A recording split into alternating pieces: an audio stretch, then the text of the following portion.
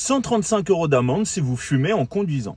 Et oui, beaucoup d'entre vous pensent que fumer au volant, c'est 100% légal. Alors on rencontre deux cas de figure. Le premier cas de figure concerne les conducteurs qui sont en train de fumer alors que des mineurs, des enfants, sont présents dans l'habitacle. Lors d'un simple contrôle de police ou alors lorsqu'un policier constate que vous êtes en train de fumer une cigarette alors qu'il y a un enfant de moins de 18 ans dans l'habitacle, c'est 135 € d'amende.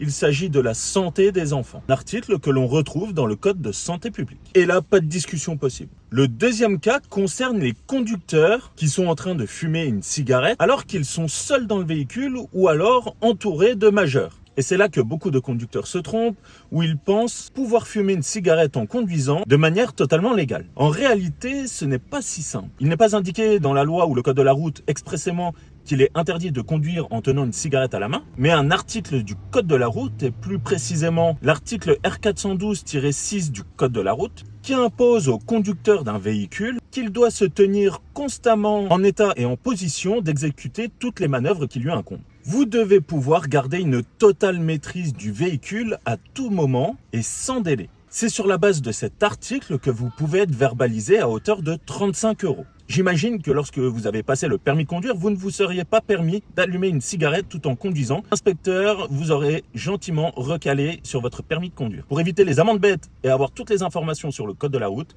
abonne-toi à mon compte. Le GPS sur le téléphone portable en conduisant, c'est interdit à partir du 1er mai. J'ai reçu pas mal de messages m'informant de cela. On démêle le vrai du faux. Comme je l'ai déjà dit dans de précédentes vidéos, certains départements ont décidé de suspendre le permis de conduire aux utilisateurs de téléphones portables au volant. Cela concerne uniquement l'usage du téléphone tenu en main par un conducteur de véhicule. Alors est-ce que utiliser son GPS en voiture, est-ce que c'est toujours autorisé? Tant que vous ne le tenez pas en main et que vous ne l'utilisez pas en l'ayant dans la main, vous ne serez pas verbalisé pour l'usage du téléphone portable tenu en main. Vous ne perdrez pas 3 points sur le permis de conduire et l'infraction n'est pas à 135 €. Si votre téléphone est maintenu sur un support adapté accroché à votre pare-brise ou à votre tableau de bord, dans le champ de vision, vous ne serez pas verbalisé tant que vous ne touchez pas le téléphone en conduisant. Si jamais vous touchez, vous réglez votre GPS alors que vous êtes en train de rouler, en cas de contrôle de police, c'est 35 € d'amende. C'est l'article R412-6 du code de la route qui n'entraîne pas de perte de points sur le permis de conduire. Pour ne pas subir une autre verbalisation, il ne faut pas que votre écran affiche autre chose qu'un GPS, c'est-à-dire une aide à la conduite. Si votre écran affiche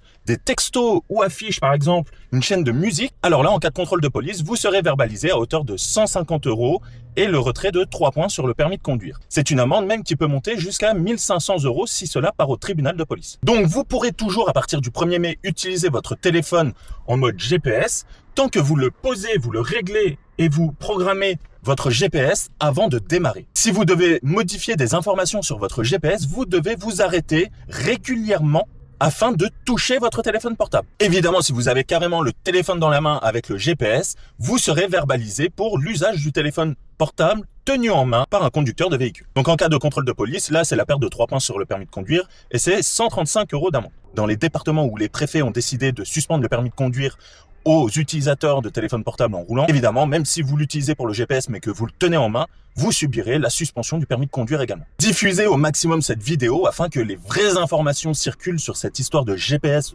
sur le téléphone en conduisant et qu'on arrête d'entendre tout et n'importe quoi.